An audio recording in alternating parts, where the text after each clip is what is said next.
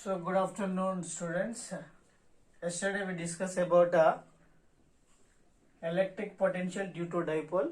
We derived the equation V is equal to 2p cos theta by p cos theta by 4 pi epsilon naught into r square. Today we are going to explain the relation between V and E. So V means potential difference, E means electric intensity. What is the difference between these two? Okay. So let us consider equipotential surfaces. Two equipotential surfaces, that is A and B. So these surfaces are having a same potential, that is called a equipotential surface. So in that surface, A having a V potential and B having V plus dV potential. In that two surfaces, let us consider one positive charge. The positive charge moving in the direction of AE, it can move, the positive charge move up to P in the B surface. So the positive charge moving A to P. So when the positive charge move on the electric field, so it can do some work. The work done on the charge, dW is equal to E into dr. So according to potential definition, so the work done should be equal to potential difference VA minus VB.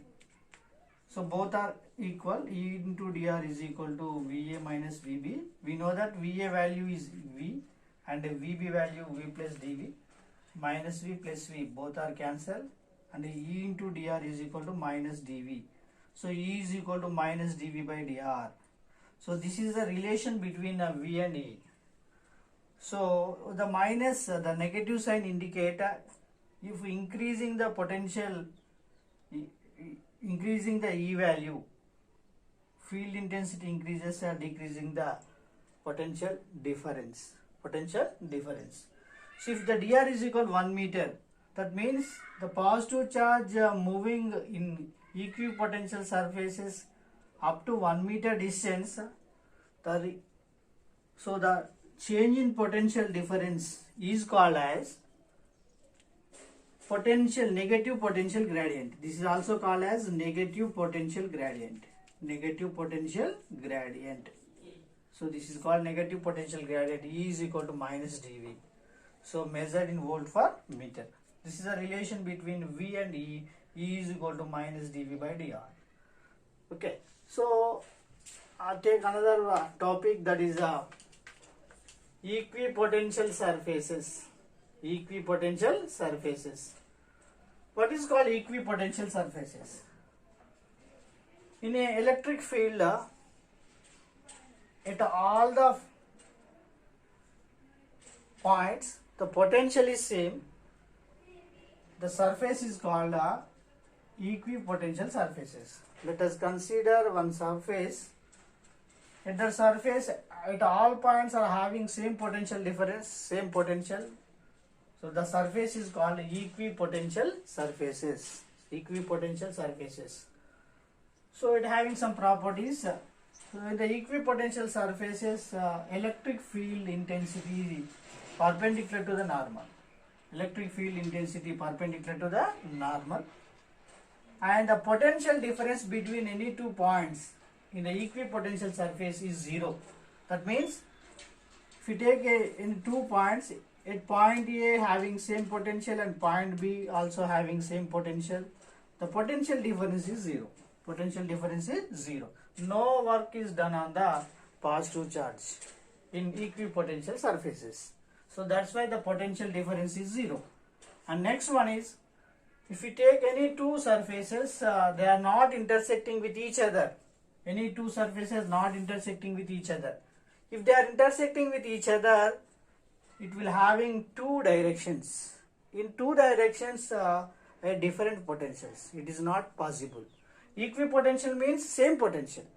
So if they are intersecting with each other, it having two directions. Two directions are different electric field and different potentials. It is not possible actually. So that's why no any two surfaces not intersecting with each other, and these are the equipotential surfaces are equal to the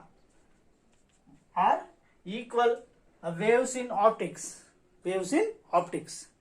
So these are the equal in waves in optics. So these are called equipotential surfaces. At all points the potential is same, that is called as equipotential surfaces. Okay, so at that equipotential surface the potential difference is zero, electric field is parallel to the normal, they are not intersecting with each other. So these are called equipotential surfaces. Next one is electric potential due to a linear charge distribution. Electric potential due to a linear charge distribution.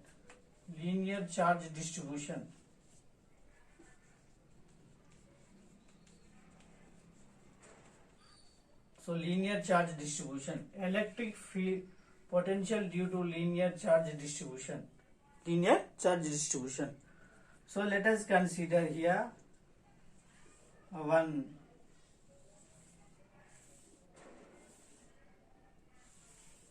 wire. Let us consider infinitely long wire. So the length of the wire is L. So this is the Gaussian surface. So the radius of the Gaussian surface is R. So this is the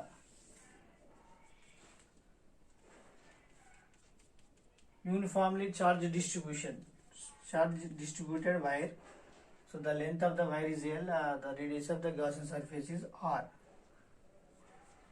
So lambda is the linear charge density.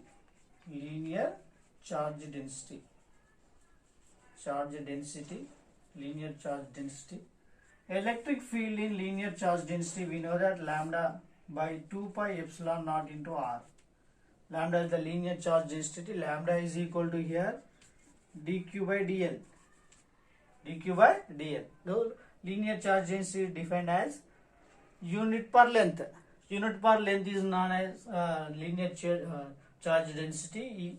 So due to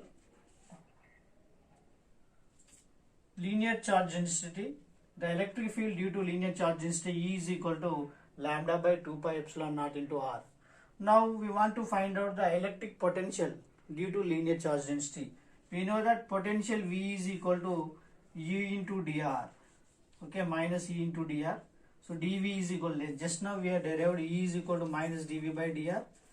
So here dV is equal to minus E into dr.